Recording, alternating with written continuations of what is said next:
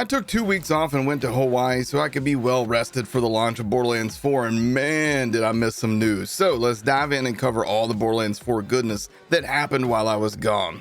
First, Aman, the big beefy daddy as they called him, got revealed at Bilibili World in China. I don't know if I'm saying that right. I don't know much about that event, but it appeared that they picked people with very limited knowledge of Borderlands, as this poor guy didn't even know that he could spec his skill points when playing, and he died over and over again. That said, we got a bunch of info and first looks at how Aman plays, and man, this character looks fun.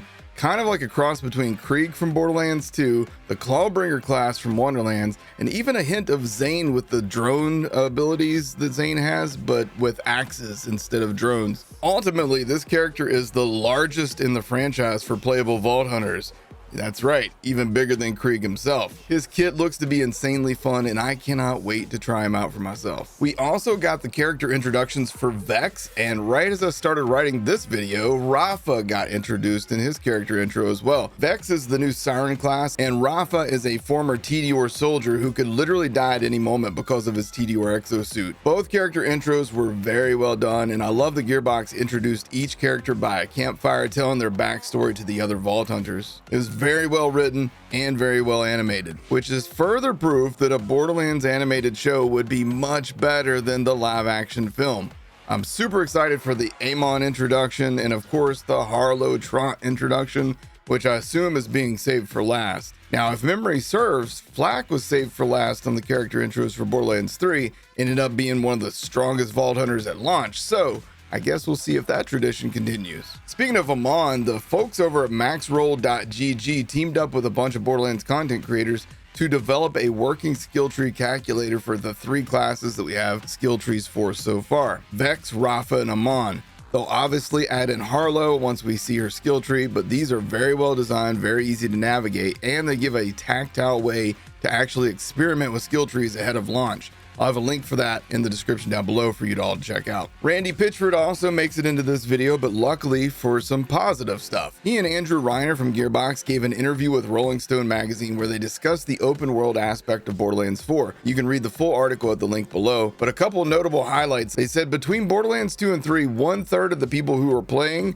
were brand new to the franchise. That makes Borderlands 4 arguably one of the best entry points for new players, as this time they move away from the Pandora element of the story and primarily focus on new threats and a new cast of characters, while still delivering the same fan service that we've come to love from the franchise. Expect cameos from notable fan favorites along the way as well. But arguably the biggest piece of news from this interview is regarding the story of Borderlands 4. Reiner explains, "For the first time, we're allowing you to play through this in a non-linear fashion. There's a point in the game where you have a choice of going to 3 different story locations and picking at it the way you want, and you'll go to new regions that are just massive. This is the biggest world we've created." This is huge for several reasons. First, replayability. So often in Borderlands games, we play the same story over and over and over and over in the same straightforward path. So it will be interesting to be able to mix it up on every playthrough. This would be amazing if the path and order, no pun intended, leads to differences in the overall story or dialogue as well. We also got a look at Carcadia Burn from an exclusive Game Informer video, linked to that in the description down below as well, which showed off a lot more enemy density than what I saw in my early hands-on gameplay. But speaking of that, I want to mention that I was told directly by Anthony Nicholson of Gearbox while I was at the Los Angeles Fan Fest event that the game gives you a bit of a notoriety ranking. The more you interact with enemies, the story, side quests, events, basically the more you piss off the locals, the more locals will show up. And I kind of love this idea. Also, while I was away, Borderlands 4 went gold, which is a fancy way of saying the game is done. This dates back to the PlayStation Xbox days when developers would burn the final copy to disc, and that would be a master copy to go to print. But in this mostly digital age, the tradition lives on in name alone. This is great news though, since we have well over a month remaining before launch, which hopefully means that the developers can smash bugs,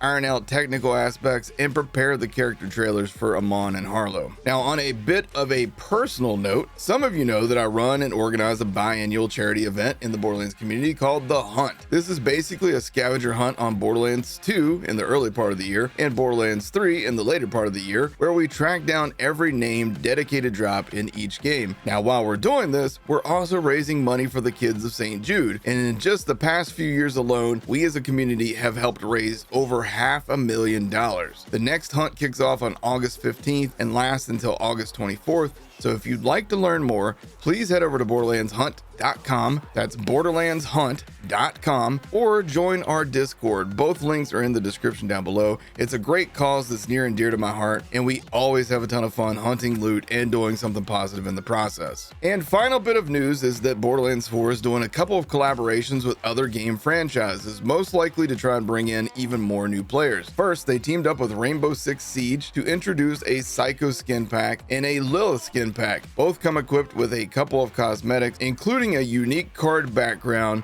charm portrait, weapon skin, headgear, and uniform. I'll link to an article detailing more in the description. And finally, Fortnite and Borderlands 4 have teamed up once again to include a Moxie skin in the popular Battle Royale / looter shooter game. And honestly, this makes a lot of sense to try and draw some of that crowd into the world of Borderlands. A lot of those people are probably aging out of Fortnite, if you know what I mean. So now they're probably looking for something else that scratches that itch. And I think Borderlands is a really good scratch that itch in terms of like popping open those chests, getting your loot, and then going and killing stuff. Previously, Fortnite and Borderlands had done other collaborations, including a very popular Psycho skin pack and the Claptrap backpack. They even did a Butt Stallion glider at one point, if memory serves. Now, Moxie joins the cast, including her own special emote of blowing a kiss that creates a heart, which then falls to the ground where she stomps on it. That's true Moxie fashion. She also seems to have her own Moxie bullhorn / axe type thing, which I think that's used for like